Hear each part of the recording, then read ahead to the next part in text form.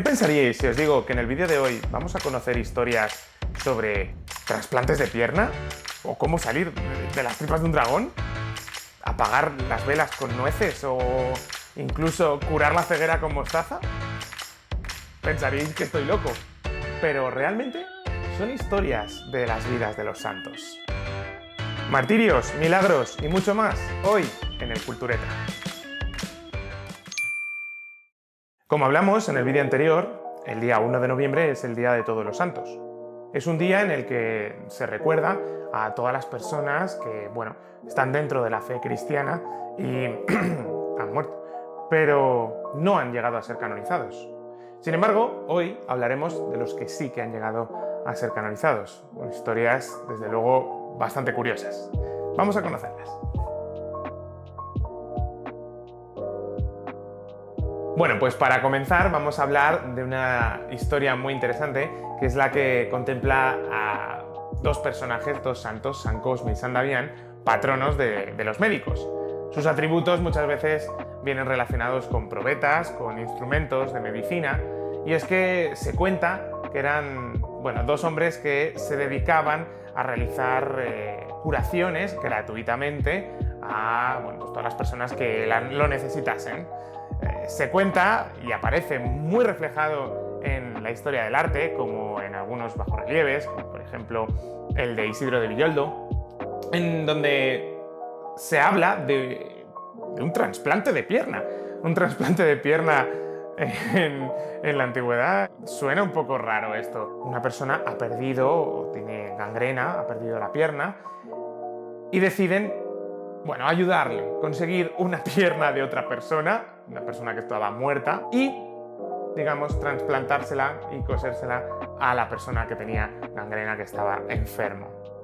Al final, supuestamente todo sale de manera exitosa y ahí tenemos ese, primer trasplante de pierna. En segundo lugar tenemos a San Pedro, un santo que todos conocemos. Desde luego porque es como el más famoso, ese que lleva las llaves del cielo, ese que da paso a todo el papado y que tiene una historia, la verdad es que un poco turbia, porque al final le acaban crucificando boca abajo. Una idea que, muchos tienen en la cabeza como esa cruz invertida de un rollo, satánico, ¿no?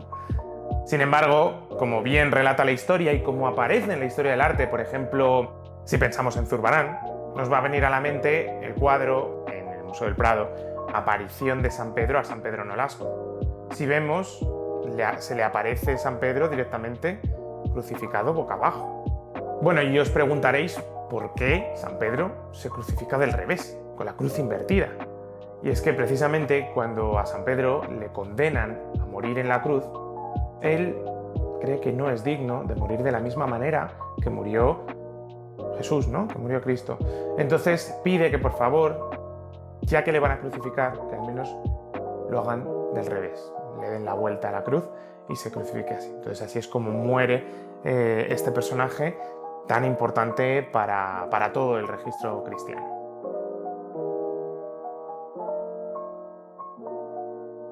Otra historia es la de Santa Margarita de Antioquía, una mujer romana que vive durante el siglo III y que, digamos que su padre era sacerdote de culto pagano.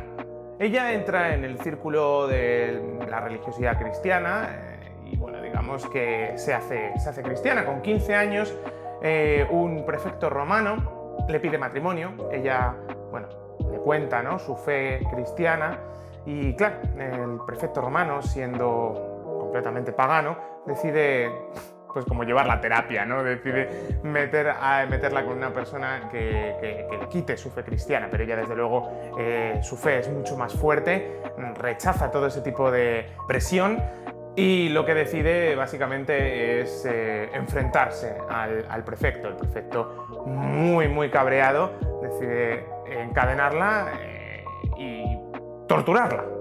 Tras muchos momentos de tortura y prueban prácticamente de todo, no consiguen matarla. Todo se rompe, todo sale mal.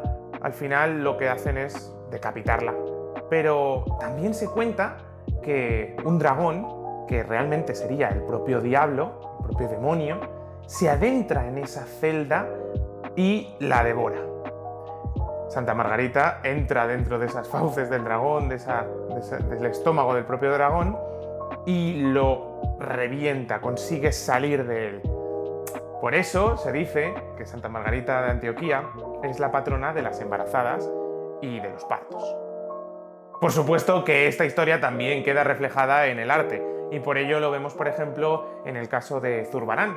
La serie de santas, la famosa conocida serie de santas de Zurbarán, también tiene esta imagen de Santa Margarita con el dragón detrás, como podéis ver.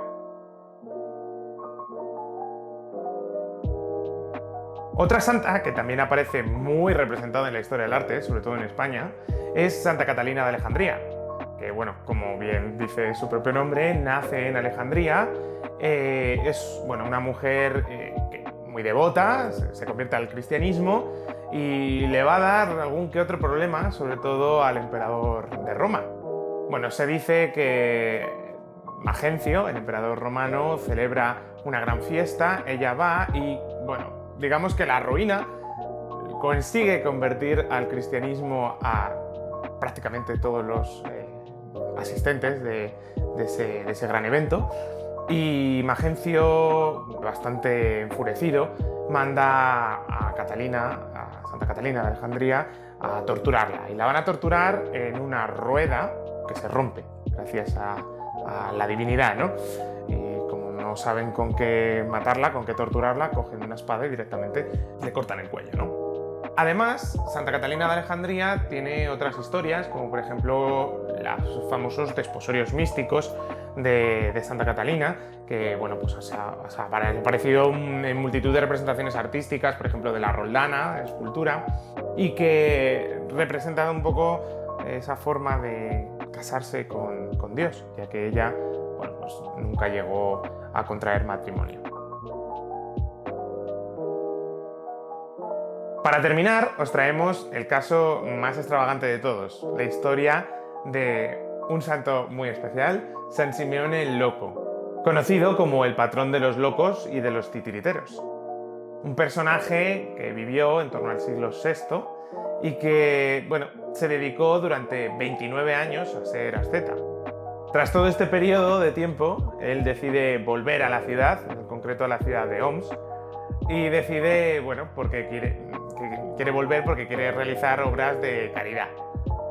Llega y no se le ocurre otra forma, desde luego poco convencional, que llegar a la ciudad, bueno, dando gritos con un perro muerto, colgado, que había encontrado en un basurero, a su cinto de esparto. Bueno, imaginaros el pifostio que se montó, todo el mundo gritando, corriendo, los niños medio locos, diciendo quién es este personaje. Él quería realizar buenas acciones y, de hecho, bueno, tenemos algunas historias de ellas. Una de las primeras historias que conocemos sobre este personaje es que decide, a la semana de estar de vuelta en la ciudad, entrar a la iglesia y no se le ocurre otra cosa que ponerse a apagar todas las velas que hay en la iglesia, ni más ni menos que con nueces. La gente, claro, que estaba ahí rezando, le empieza a increpar y él decide pegarles nuezazos a todos, sobre todo a las mujeres. Además, digamos que con las mujeres también había tenido algún que otro problema, ya que, bueno, él lo que quería era mantener la castidad de todos los hombres de la ciudad, por lo menos hasta la llegada del matrimonio. Lo que se le ocurrió, ni más ni menos, era que, bueno, iba a hacer un milagro a su manera. Iba a convertir en bizcas a las mujeres más guapas para evitar los deseos sexuales de los hombres. Otro de los, también de lo que se cuenta, ya para terminar, es que, bueno, él decide también crear otro milagro, obrar el gran milagro que es devolver la visión a un ciego. Él, fijándose un poco en el propio milagro de Cristo, una escena conocidísima de la Biblia que es esa curación del ciego, de las cuales pues, podemos encontrar en el arte obras del propio Greco, decide realizar la misma acción, salvo que en vez de utilizar arcilla y saliva como hace Cristo en la Biblia, pues decide utilizar ni más ni menos que mostaza. evidentemente lo que va a producir al ciego es un gran escozor y casi se muere del dolor, pero bueno, al final se cuenta que le va a redimir de sus pecados y que al final todo va a salir bien. Si queréis saber más sobre todas estas historias, pues no dudéis en escribirnos en los comentarios. Podemos hacer, si queréis, una serie de estas vidas de santos, por supuesto también con su reflejo en el arte. Muchas gracias y hasta el próximo vídeo.